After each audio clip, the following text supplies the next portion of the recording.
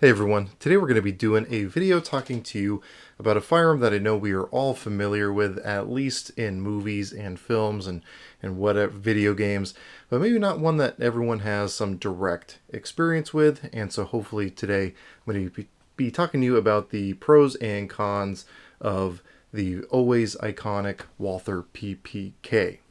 Now, this one specifically is a Walther PPK-S made by Smith & Wesson under license by Walther. I'm not going to get super deep into the weeds about the different production lines of the Walther PPK or PPK-S, the different manufacturers and importers, etc., etc. There are way better videos out there about it. I'm just going to be talking to you about the pistol in general, what it brings to the table, some of the pros, some of the cons, and whether or not this is something that is worthy for you to add to your collection, or whether it's still something that is a viable competitive pistol in today's market.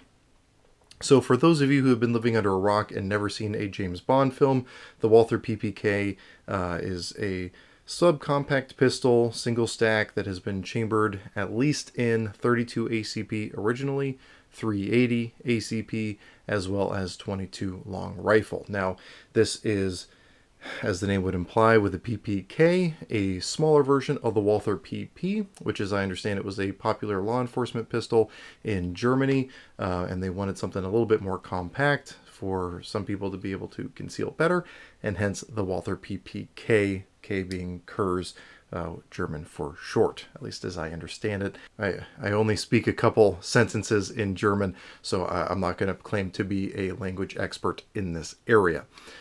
Now, the two main versions that you'll see of the PPK, at least here in the United States, are the stainless steel model that you see in front of you, as well as the blued version. Now, as far as my attraction to these, obviously a lot of us are familiar with these as the pistol that James Bond carries in most of his films, and they seem to alternate back and forth between stainless and blued pistols. I know in the very popular video game when I was growing up, 007 GoldenEye, typically the PPK was either gold or, more common, the blued version. Now, for when these were designed, they brought a lot of things to the table that maybe existed in some other firearms, but seem to be a little bit more refined in this one. So again, if we're talking about when these things were brought to market, early-ish 20th century, turn of the 20th century, there were a ton of little 32 ACP pocket pistols out there. If you've handled any of them, none of them seem to be particularly great, and that might be controversial to some. But this thing brings some things to the table that allow it to still be a popular pistol for a lot of people, even all the way here in 2023. And you get a really slim, compact design. You get an extremely reliable operating mechanism in this pistol, along with just very simple ergonomics. You have a magazine release, you have a safety and decocker, and that is about it. Again, it's just a very simple pistol, but a reliable and a shockingly accurate pistol, as I'll get into later. Now, we should probably run through the features on this pistol. So we're going to start from the front to back here. Front sight up on top of this pistol. Now, I've seen a lot of different sight configurations on the Walther PPK line or PPK-S. This one specifically has kind of a almost eye dot profile, if you're familiar with the modern Ameriglow sights, where I've got in this case, painted red front sight dot, and then in the rear sight, I've got a painted red strip immediately below where that dot is. Now, I do have that rear sight, so I can still get a traditional sight picture, but if I'm in a hurry getting a snap sight picture, I can just align the two, the red dot in the front, the red line in the rear, and still be able to get a pretty fast and accurate sight picture. Now, the top of the slide is textured. That allows it to reduce glare, especially in a stainless steel model. If you're in direct sunlight, you're going to get a lot of light bouncing off of that slide potentially, and so having a textured top to that slide is going to reduce the amount of light being reflected into your eye and distracting you from your sights. Now, unfortunately for many of you super tactical dudes out there, there's no front slide serrations on this pistol, so we'll have to make do with the ones at the rear. Thankfully, the ones at the rear are very positive, so it's very easy to get a grip of the slide. However, on the left-hand side here of the slide, we have our safety and decocker. Now, go ahead and pull the magazine out here. There is no slide lock, so in order to return the slide back to the forward position, I do have to remove the magazine. So if we return that slide back forward, you'll see that because my safety is on, that hammer automatically decocked. So if I return it back to fire, which on this one, I have a red dot signifying that it's on fire. If I cycle the slide, hammer will stay back. So this is a double action, single action pistol. If I then activate that decocker / safety, it will decock the hammer and then also make the trigger safe. So I can do all I want to pull on this trigger and nothing is going to happen. Now when I return it back to fire, you'll see that the trigger will move back into the forward position, which then allows me to activate it in the double action mode where it cocks and then releases the hammer. Now we'll talk about the trigger here in a second, but the hammer is such that it's pretty nicely textured. So if you wanted to thumb that hammer back, so let's say you have it safe with the safety on, decocker on, or decocked and then safety off. If you were so inclined, you could very easily cock that hammer back and have the nice single action trigger pull. Now, most people under stress are probably not going to do that, but you do have that option here. And again, it is textured in such a way to make that easy to do. It is also kind of a rounded hammer, which does make it also very easy to conceal, whether on a pocket or on your waistline, without that poking into any parts of your body. Now, moving down to the trigger, especially when we're talking about that decocker, the trigger in double action is heavy, as you would expect, because especially if I have the safety off, with most double action, single action pistols, my safety is that long, heavy trigger pull. So if I were to guess, this would definitely pull off of my trigger pull scale. I'm going to guess 9-ish pounds to be able to cock that back and release it. However, if we're firing it in the single action, it's a very crisp, I would say probably 4-pound-ish trigger. Very crisp, very short. Are there better triggers on the market? Absolutely. Are there better triggers in like a small subcompact pistol? Yeah, but you're going to be paying potentially more, although price on this is something that is important to note, as we'll get into later.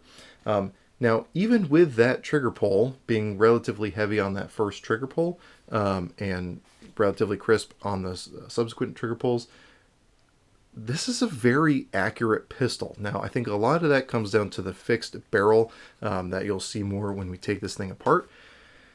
But I was very, very impressed. If you've shot a lot of the pocket pistols out there, whether like the Ruger LCPs or like small revolvers or, the LC9s again from Ruger, you know that none of them are well known for being accurate or easy to shoot guns.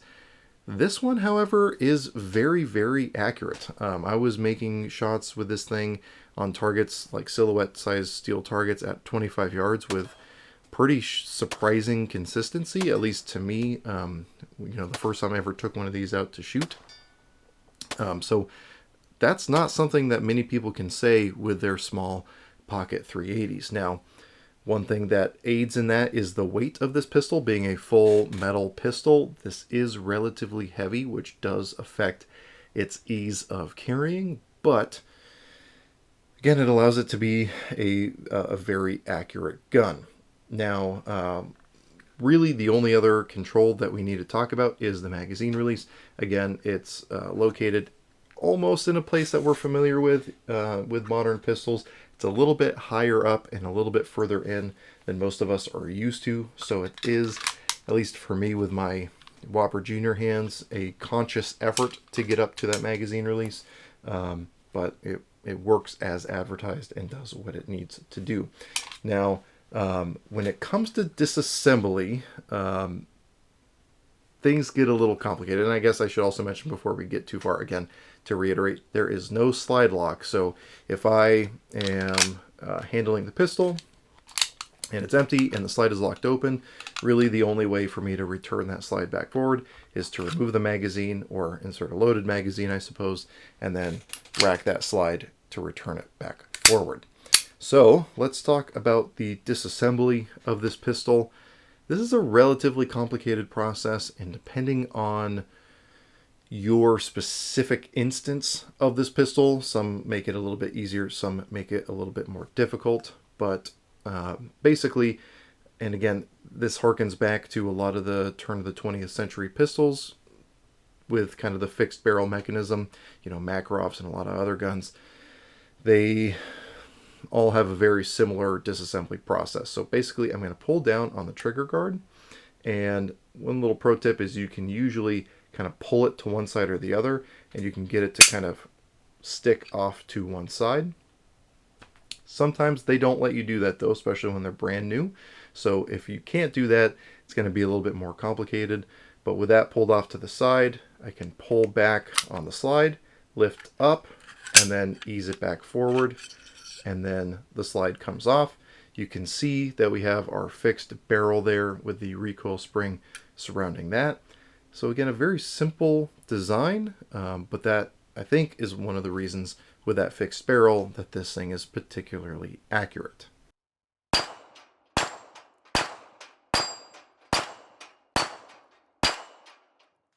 Now, thanks to YouTube's very questionable rulings lately, I'm not going to show you how I put that slide back on, but it's literally the reverse process of taking it apart. And I'm just going to move that trigger guard back over, and now we are back together.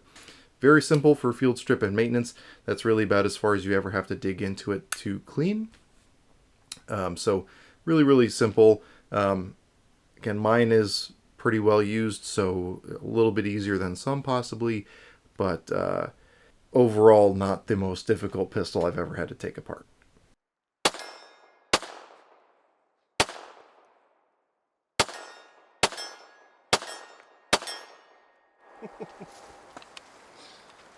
Man, this brass is valuable. Yeah. This is awesome. Right? It is pretty cool.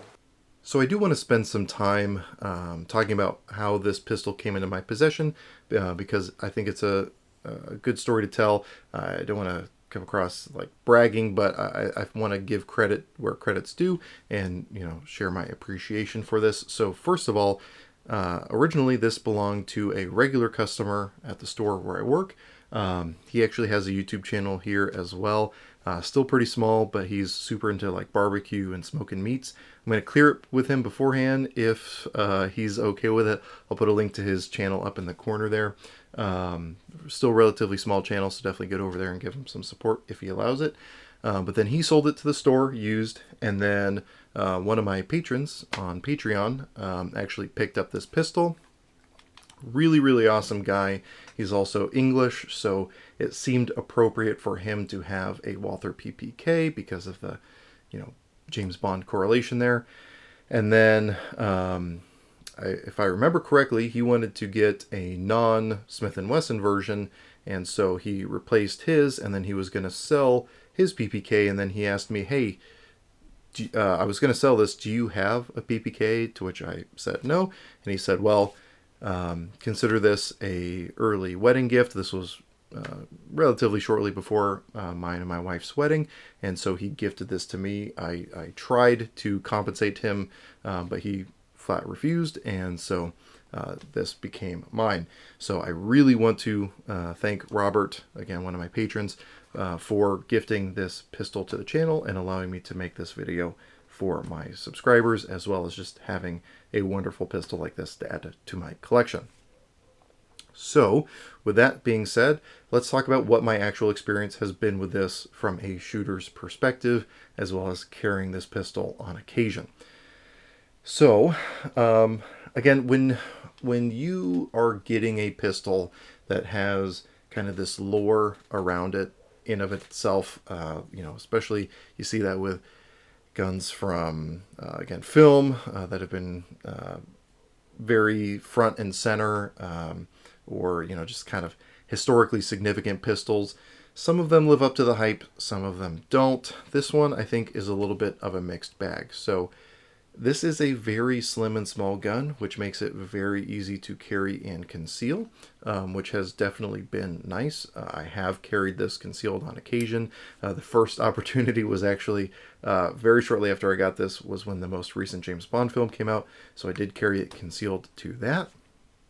However, at my wedding, I also carried this pistol because if I'm wearing a suit, this seems to be the quintessential suit gun, so I did carry that. And then I've also carried it just kind of in day-to-day life a couple times since then, and it does carry very well. It conceals very well. And I guess it's worth mentioning, too, the holster that I've been using, because there's always some sort of cross-pollination here on YouTube. This is a Vega holster that I saw Administrative Results use in his review of the PPK. It's kind of a take off of the holster used by James Bond in the movie Spectre, so it only seemed appropriate. So I picked this thing up on Amazon, and that's how I've carried it when I have carried it, and it does work pretty well. I'm not generally a fan of leather holsters, or especially soft-sided holsters, but this just works. And again, if I'm carrying a James Bond gun, it only makes sense to have a James Bond style holster. If you guys are curious, I'll have a link to it in the in the description down below. It's a perfectly serviceable holster. Again, not my favorite overall for style, but tonally very appropriate. And thanks to Administrative Results' video for giving me the idea there. But again, I have carried it, and it does work very well for that. However, there are some drawbacks to this pistol. So again, especially for if we were to compare against modern pistols, which some of you may not think is fair, but I think if someone is watching this video trying to get an idea of whether they should pick this gun up for concealed carry, I think it's worth discussing other similar alternatives. So, for example, it just so happens the gun that I'm carrying today, and this thing is piped up because this is the gun I'm carrying, is the Ruger LCP Max. So this pistol is smaller, significantly lighter. If I kind of hold them end to end there, like in overall length, you're looking at probably 1.5 to 2 inches. The length of the grip is significantly longer. Maybe I'll show some side-to-side pictures. I don't really want to be swinging this one around while it's loaded. But this holds, with this magazine, 12 plus 1 of 380. So I have a not insignificant higher capacity, and then I also have a much smaller and lighter size of gun, which again makes it more enjoyable to conceal carry. This one also comes with a tritium front sight, so I have the ability to use this in low light or no light conditions. So, and it's also significantly less expensive. That is one of the other big drawbacks with this pistol. If you were to buy a new Walther PPK on the market right now, whether you want the blued or the stainless steel version, you're looking at probably anywhere from $800 to $1,000 for one of these pistols. And if we're talking pure practicality, there's a lot better options out there for that amount of money. Now, I think if you are looking at this from a collector standpoint, I would say that if you are a handgun collector, a Walther PPK is a necessary addition to your repertoire or to your collection. But if we're again talking practicality, honestly, this is not a great option, and a lot of that comes down to what it's also like to shoot. Now, I did say it's very accurate, but this thing is particularly unpleasant to shoot. Now, that could be this version of it. Maybe there's other versions that have a little bit nicer contours. But unless I'm wearing gloves, I can only put a couple magazines through this before like my hand is actually experiencing some discomfort from how that energy is being transferred into my hand. Now, I know already there's going to be a bunch of people commenting on how, oh, you need to just, stop being a wuss and man up. Okay, cool. Enjoy your uncomfortable to shoot guns. But again, when there are alternatives that are better, cheaper, lighter, higher capacity, and easier to shoot, that's definitely something worth taking into consideration. And I do love this pistol, and I enjoy owning this pistol, and I'm not going to sell this pistol, but it's worth mentioning that, a byproduct of it being almost 100 years old at this point is that there's just better options on the market. Now, again, I do think this is something that is good to have in a collection, but just be aware that if you're getting into a Walther PPK to have it be your primary carry pistol, again, I would caution you on that and let you know that there are better options that are going to be a fraction of the price and allow you to take the money you saved on the gun. Because, for example, this Ruger LCP Max that I'm carrying today is like under $400. Again, that's under half the price of one of these, so I can spend a lot of that money on ammo and range time and then get proficient with that gun versus just getting something that looks awesome, feels awesome, just in the handling it, and is a perfect companion to watching a James Bond film. But again, just leaves some things to be desired by today's standards. And that seems to be something that's reiterated in a lot of the videos that I've seen, at least in the last couple of years, on the PPK. Lucky Gunner did a great video on the Walther PPK. Again, Administrative Results did a great video on the Walther PPK. It is definitely an iconic and historically significant pistol, but we also need to keep things in their proper context, I suppose. So if you guys have any experience with the Walther PPK, or if you guys have any fond memories of the Walther PPK, whether that be in movies or, again, 007 GoldenEye, go ahead and throw that in the comment section down below. I again want to say thanks to my patrons, specifically Robert, for facilitating me being able to make this video by providing me with this beautiful pistol, and the rest of my patrons, because of their contributions, helping me provide ammo to be able to run through this thing. Because of that, I post all my content over on Patreon early. We also have some exclusive content. We do occasional live streams and whatnot. I'm hoping to get some patches and stickers sent out here in the very near future. So if any of that sounds interesting, definitely head over to Patreon from the links down below and check that out. If not, I totally get it. If you can even just like or share this video with other like-minded friends, that really does go a long way.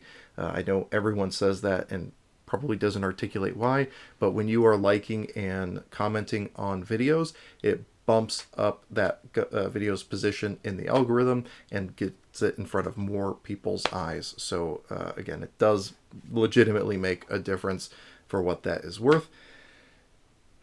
But anyway, with all that being said, as always, I hope you got something out of this video, and I really appreciate you watching.